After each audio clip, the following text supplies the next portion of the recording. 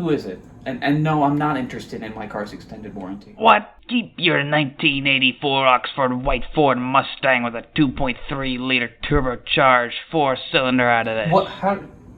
Who is this? It's not important right now. Now listen carefully, as the following will not be repeated. There is a game in your Steam library with ID 453260. You are to play and review it, or suffer the consequences.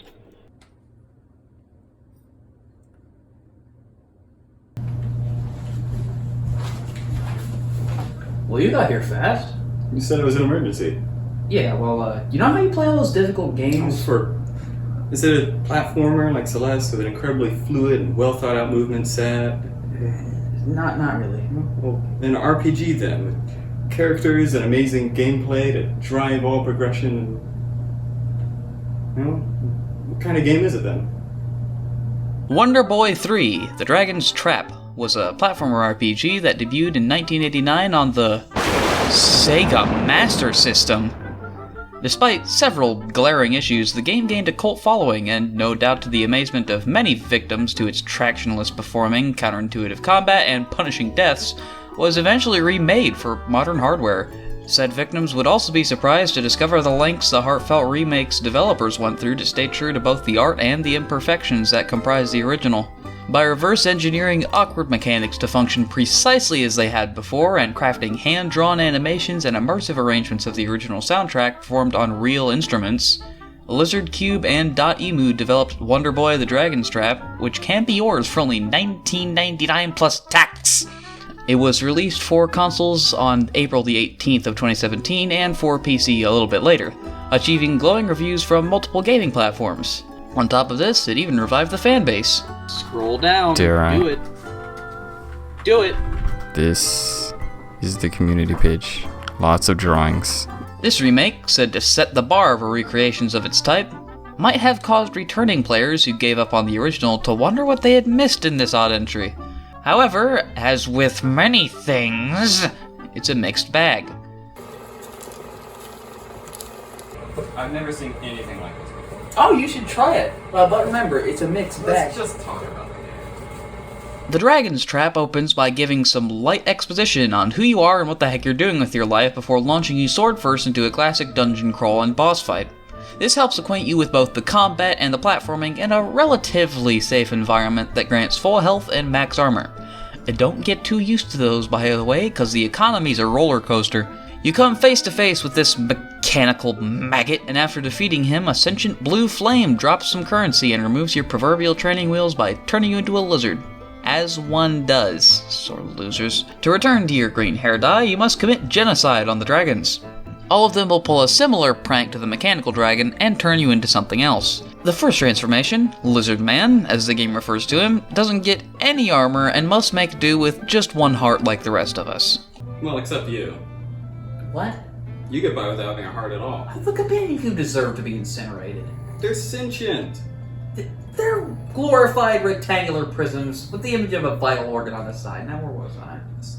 Oh right, to complement his health handicap, Lizard Man isn't even given a sword with which to fight, and instead breathes his own fiery projectiles to slay his numerous foes.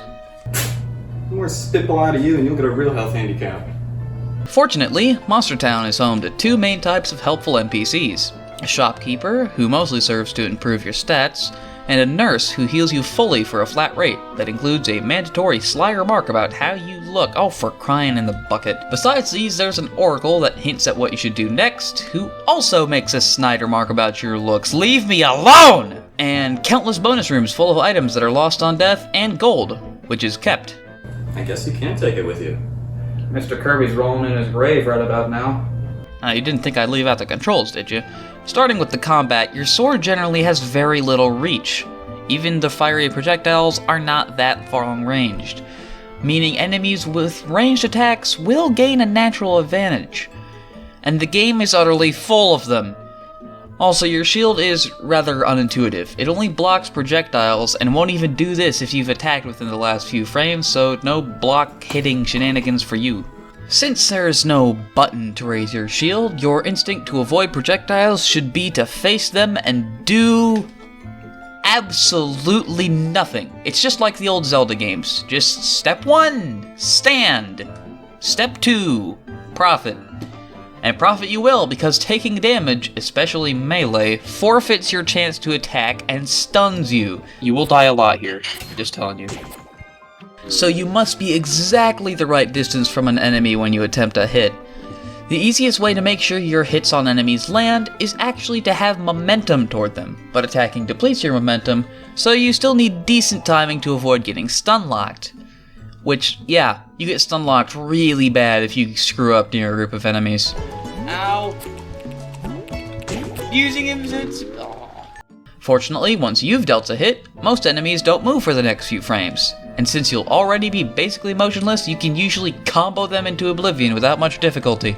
Bosses are a major exception to this. Not only do you have to hit their elevated face to deal damage, but some of them can jump or fly, and their enclosed arenas make stun locking and eventual death much more likely. Speaking of which, don't plan on using one of these fights to get your feet wet. No!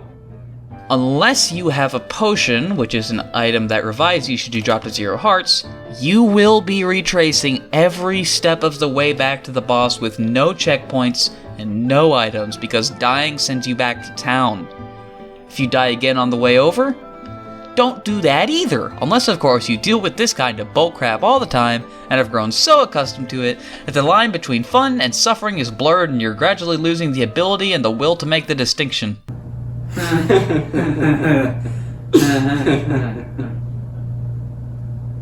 That too? The platforming is about as slippery as the combat. You consistently have to let go of right and hold left to avoid falling off to your imminent death.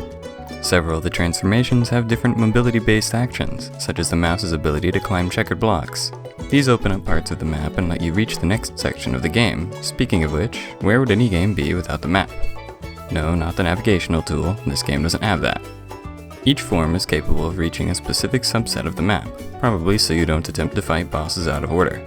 While clever, this can make the map feel smaller than it should, especially near the beginning of a playthrough where your options for travel are severely limited.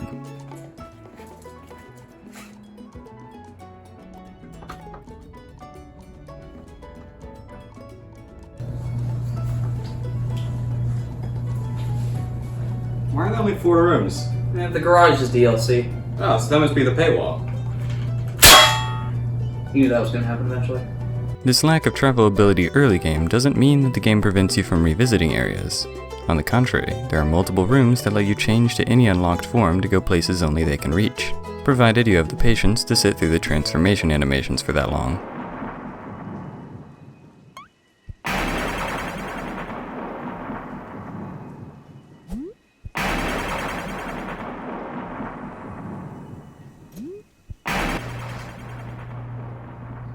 I've had enough of this! The game can be surprisingly open world, giving you a couple dozen secrets to go after and multiple shops strewn about the world with different stat boosting armor or swords. While non-linearity has its benefits, keeping me from spending a staggering proportion of my gameplay time wandering around looking for the next battle is not one of them. What? More frustrating still was when I found a door that looks like a path forward, but turned out to be yet another loot chest hurling bags of money at me.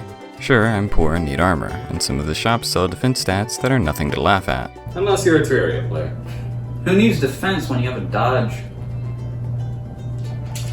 So maybe it's for the best that you find the loot before the bosses. You'll need it.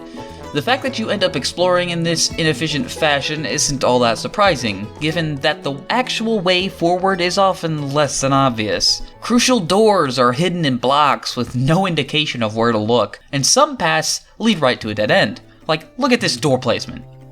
What is this? As annoying as it was wandering around the same old places looking for what I missed, it did add some depth to an otherwise suffocating layout. So this locked door, where's the key? Probably in the wall along with Isaac. What about this floating block here? That's just a vintage vehicle owner's manual. Don't worry about it.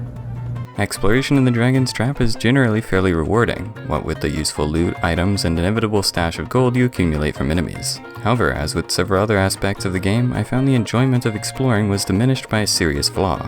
In this case, the journey back from a dead end. Let's say you notice the straight block near the edge of the screen as a character that can't reach it. You notice a stray block near the edge of the screen as a character that can't reach it. The closest place you know of to change forms is back in Monster Town, so you retrace your steps, trashing the enemies along the way, switch forms, then travel back to where you were a few moments ago. The block in question is just a bonus room. Big surprise. Less surprising still is the journey back, once again, to find another potential way forward. In all fairness, some of the game's doors are accompanied with a return door that saves you a trip. But not having one of these everywhere seems inexcusable, and even making the reduced 2 trips to test one hypothesis doesn't feel conducive to exploration. After smashing enemies and roaming every place I could think of for a while, I honestly started to get bored, albeit filthy rich. Not as rich as I once was. Is that a Sonic? Credit card? Yeah. You do not want to know what happens when you overcharge one of these. Do you owe them a corn dog? Don't worry about it. This conversation never happened. The game is difficult to get the hang of, but once you do, it's magical to finish it and defeat the final boss. I won't do the average level by level shtick here because it would basically need to be a full-scale guide of the game, and I don't want that. I want other people to go through the joys and wonders of this game. Also, if you didn't notice it already, the game looks incredible. I mean, look at him. This lizard stole the show. Well, he did make it. Holy mother of Abraham Lincoln, riding a bicycle, blowing bubbles, and evading taxes. It's perfect. Even the water looks beautiful. It's so lovingly crafted, and I just wish it wasn't attached to such strange and archaic controls. Ah! That's kind of the gist of the whole game, really. It's incredibly well made and thought through, but tied to its B-roll Master System game origins. They made it bearable, but only just. It does give you the option to turn it to the classic art style on music, and geez, I'm not sure I would be able to stomach looking at this for 7 hours. You know they added those other things, right? Are you sure we have time? Sure we do. The unknown areas are new secrets added in the remake. They are absurdly difficult challenges that force you to get good at every single character in the game. There are 6 in total. Completing them all allows you to buy the Gallic Sword and truly 100% the game. These are often extremely unfair and were a headache to get through. And since you don't want to go into super specifics, that's the game. Yeah, hey, thanks for coming. Oh, no problem. I have other matters to attend to, so if you'll excuse me. So that's it then. I satisfied the shadowy figure over the phone and found a pretty alright game in the process. Oh yeah, somehow I still have a sponsor. Lone Star PC is... What? Good job. Now shut up about PCs and play something on a console for once. No. Well, hopefully he doesn't wield immense power and possess the forethought to station an assassin who's waiting for the signal. That would really... You guys need to get out more.